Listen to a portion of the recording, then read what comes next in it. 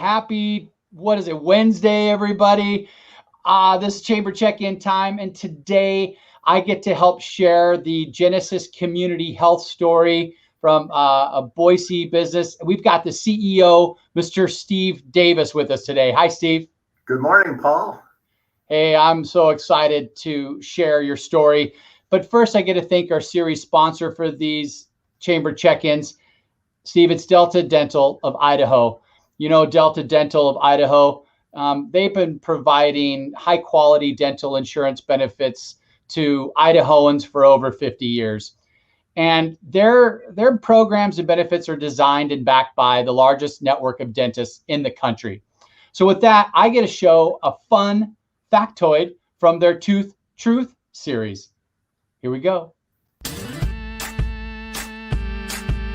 Did you know that 20% of patients wear braces between the ages of 20 and 60? Looking good, adult peeps. Those are so great.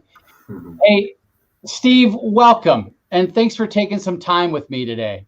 Yeah, thanks for having me, Paul.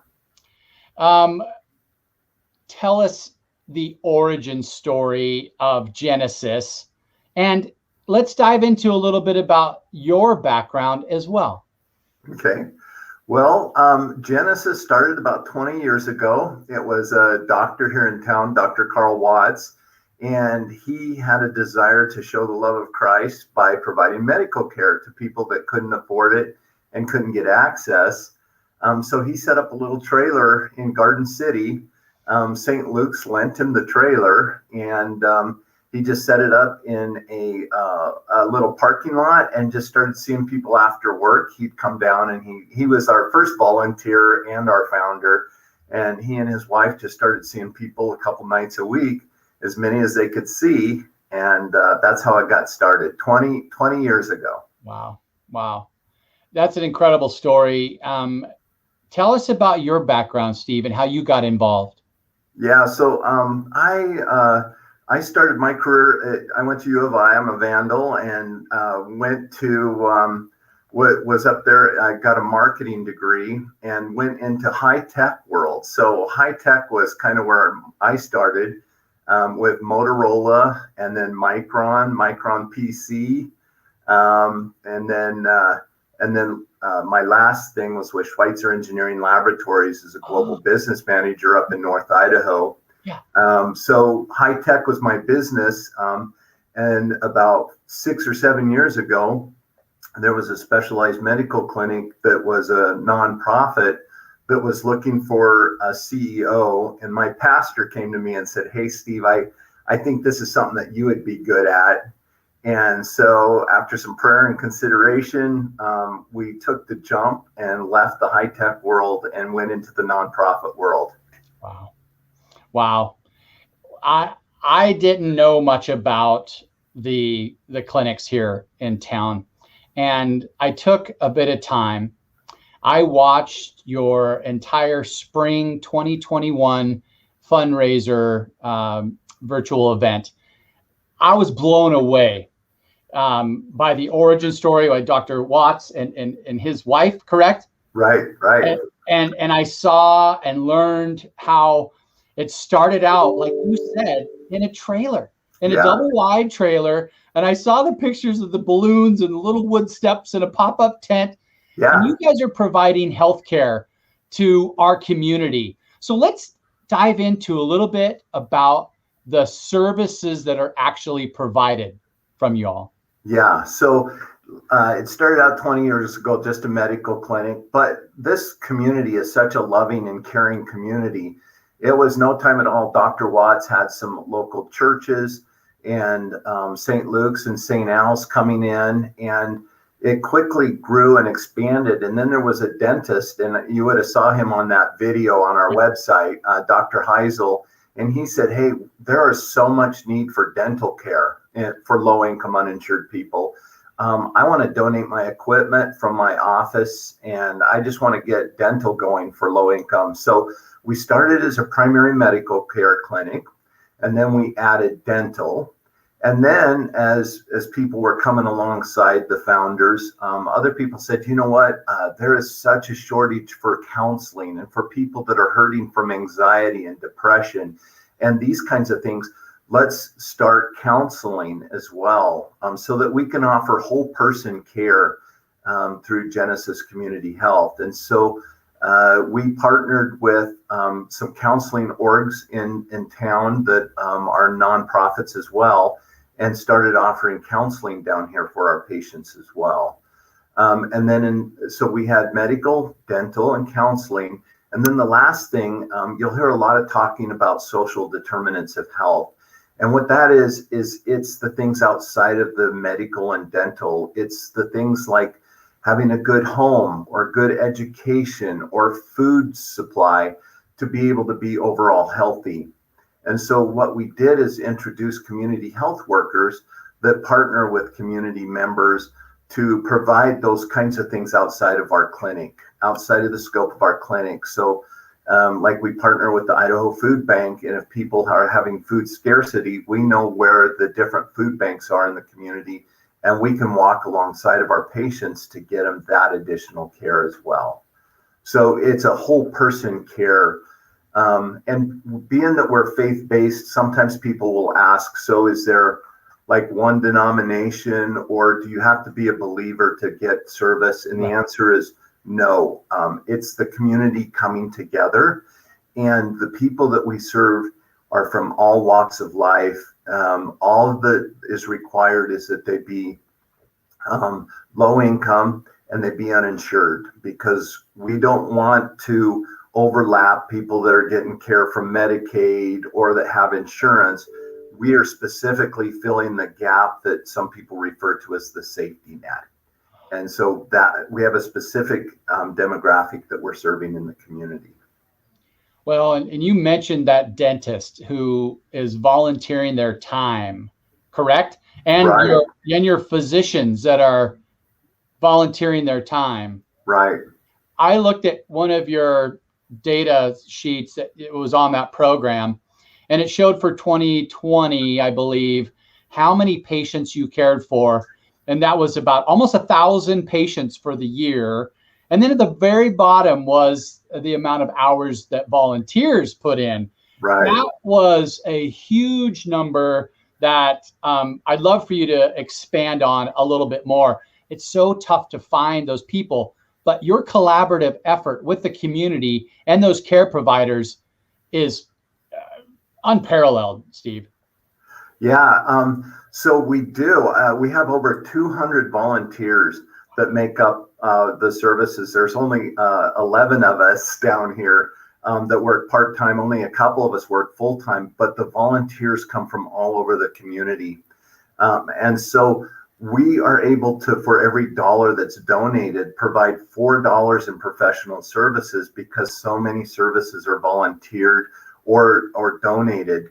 I'll give you an example. So we do primary care down here, which is like your normal doctor type visits. Yeah. Once in a while, through our collaboration and through our partnerships, for example, St. Ounce will bring down their mammogram bus, and they'll just come down here for a day and help us out.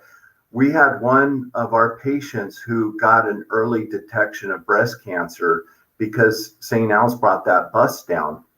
So now we find out that she has breast cancer. That's out of the sight of our scope of services here, but we have this thing called the Volunteer Physicians Network that has 140 different partners in the community that walk alongside of us and say, if they are eligible for your care at your location, we will also see them for no charge. Send them our way, we'll help her out. And so she was able to get the cancer treatment and the cancer care she did to be healed. And because it was early enough, it was a very great ending to what could have been a very scary story. And that doesn't happen without the partners and people in the community coming together. Well, that's an incredible story. Thanks for sharing that, which is a great segue into another thing that I saw on your website, and it's a community collaborative. Is that the same thing that we're talking about, or dive a little bit more into that? Yeah, so it's a little bit different. So The Volunteer Physicians Network is specialty care where our patients can get medication assistance and where they can get specialty care from docs who, will see our patients in their locations, for example. The collaborative is something that we were a charter member of in about 2015, Yep. where it was the community coming together to improve the community as a whole. So it was the Garden City Police Department, it was Love Inc., it was the Idaho Food Bank, it was St. Al's, St. Luke's, all of us coming together to say, what could we do if we work together to help the people in our community, give them, what would be referred to as a hand up instead of a handout. How can we work together and help each other? And so that's where the Garden City Collaborative got kicked off. And that is just a group of caring organizations in the community that want to get together to help and provide resources to each other and for the ultimate good of taking care of people that need that hand up. So how are you communicating your services to the folks that need it, that might have been unemployed and they're uninsured now, and are looking to continue their health care? How are you getting your message out? Yeah, that's a great question. So I've been here about 5 years, and the first year when I just found out about this, I was so excited, and we did a press release, and Channel 7 picked up the press release and said, hey, we want to let everybody know about it. We had a year's worth of patient applications in just a few days. Wow. From one evening story. And so, yeah, it was amazing. And so now with Medicaid expansion, there was about 90,000 people in this community who were without health care and no insurance and low income. With Medicaid expansion, that number, the gap now is down to about 34,000. And so where we're trying to get the word out is like discussions like this, just letting people know that there's a free and charitable clinic in the community who is available to people that may otherwise not be able to get access to health care. So we're letting people know this way, word of mouth. And then, of course, our community partners, a lot of them know that we're here and that we're available. And so when patients come into their locations that can't be seen or aren't eligible, they will send them to Genesis. So a lot of word of mouth, but now we're really starting to get a little more out there to let people know so that we're not missing out on serving people that we can serve. That's incredible. And where is your clinic located? Yeah, so that was part of that exciting story I got to share this spring. So the one that's been here for 20 years is down off of Chinden in Garden City on 35th and Chinden. And it's just tucked away up against the hill right next to the Orchard Road that goes up the hill to Fairview. We're right there. But last winter, in the middle of COVID, there was a small free and charitable clinic out in Canyon County that they were without a CEO. There was no economies of scale. And so their board said, let's merge our clinics and get economies of scale. And so we prayed about it. Our board talked about it, and we merged. So now we have a second location out in Caldwell. Yeah, so that we can serve West Treasure Valley. And so we've got a little medical clinic out there. It's not big enough yet to handle the dental and the counseling and the community health workers, the kind of the social work pieces, but we're working on that. We're working on it, but we do have a medical clinic that's out in Caldwell, right downtown Caldwell. Okay. Hey, we have a few more minutes, and I wanted to give you an opportunity to educate the listeners on if there's anything else that we didn't talk about that you think would be important to share. Yeah. So one of the things is we are accepting applications now.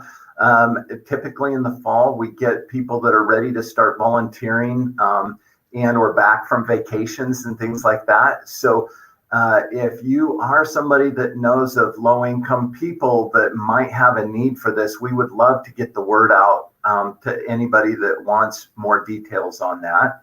And then the other thing is that we are looking for a location out in Canyon County, preferably around the Caldwell area, because we'll want to serve Fruitland and Payette as well, West Treasure Valley. But if anybody knows of any great opportunity for land or a building out in the community, especially out in Canyon, Caldwell area, that would be a huge blessing for us to know about it and find out about that. Okay, so opportunities to volunteer. If you want to donate your time or some money, you can go to their website, hook up with the right people. Right. And also looking at expanding your services to a broader community. So if anybody has any ideas of that stuff out maybe further west, give Steve and their team a call. You can go to their website right here. And I think that is a good amount of time to share. Steve, thank you so much for your investment in the chamber. Thank you so much for your investment in the community. You guys are doing the good work. Absolutely. And thank you for having me today, Paul. It's my pleasure. Have a great Labor Day weekend. Take care of you and yours, and we'll see you soon. Sounds good.